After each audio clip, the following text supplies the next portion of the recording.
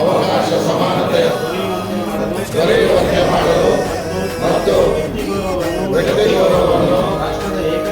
ರಾಷ್ಟ್ರದ ಏಕತೆಯನ್ನು ಹಾಗೂ ಅಖಂಡತೆಯನ್ನು ಸುನಿಶ್ಚಿತಗೊಳಿಸಿ ಅವರಲ್ಲಿ ಭ್ರಾತೃಭಾವನೆಯನ್ನು ವೃದ್ಧಿಸಲು ಶ್ರದ್ಧಾಪೂರ್ವಕ ಸಂಕಲ್ಪ ಮಾಡಿದವರಾಗಿ ನಮ್ಮ ಸಂವಿಧಾನ ಸಭೆಯಲ್ಲಿ 1949ನೇ ಇಸವಿ ನವೆಂಬರ್ ತಿಂಗಳ 26ನೇ ಈ ದಿವಸ ಈ ಮೂಲಕ ಈ ಸಂವಿಧಾನವನ್ನು ಅಂಗೀಕರಿಸಿ ಅಧಿನಿಯಮಿಸಿ